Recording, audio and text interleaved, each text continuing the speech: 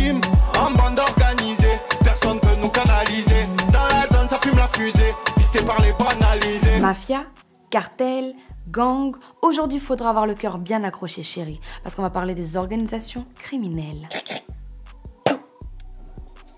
Petit tour du monde du crime organisé. T'es prêt à décoller? Attache ta ceinture. Peut-être que tu as déjà entendu parler du MS-13 ou le Mara Salvatrucha. C'est un gang né à Los Angeles dans les années 80 au sein de la communauté salvadorienne. Aujourd'hui, la Mara s'est répandue dans toute l'Amérique du Nord et dans toute l'Amérique centrale. Je tiens quand même à te dire que cette organisation-là, elle fait partie des plus cruelles qui existent au monde. Par exemple, une de leurs victimes a été retrouvée décapitée, son cœur a été arraché et il avait reçu plus de 100 coups de couteau. Leur devise: tue, vole, viole et contrôle. Au Japon, un yakuza est un membre de la mafia nippone et n'a donc rien à voir avec l'Osa de Yakuza. Les yakuza, c'est la plus grande organisation mafieuse du monde entier et devine quoi, ils ont des bureaux un peu partout dans le pays. Ils se cachent pas du tout, genre c'est reconnu genre. Leur spécialité serait le trafic d'armes, de drogue, la corruption et le proxénétisme. Une mafia classique quoi.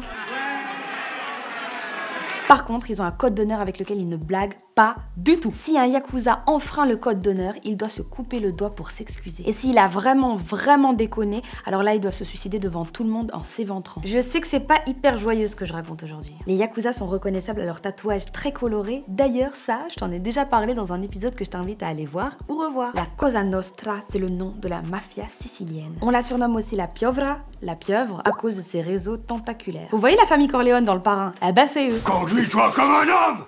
Qu'est-ce qu'il prend, mon Dieu? Un des pires crimes commis par la Cosa Nostra, c'est l'enlèvement du fils d'un mafieux repenti. Le petit garçon avait 12 ans quand il a été kidnappé. La mafia l'a séquestré dans des conditions atroces pendant 2 ans avant de le tuer et de le dissoudre dans de l'acide. Los Zetas, Mexico.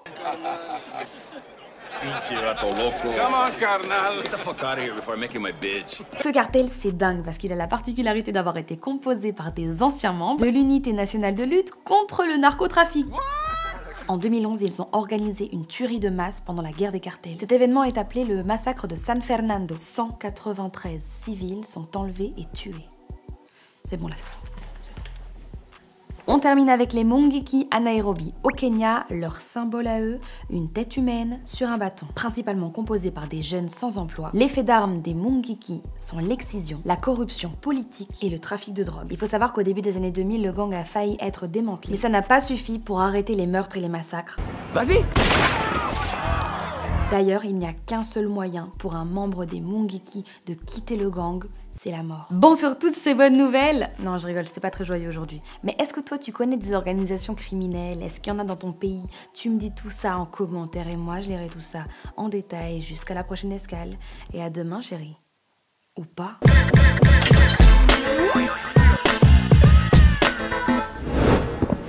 Move Radio, Hip Hop Nation.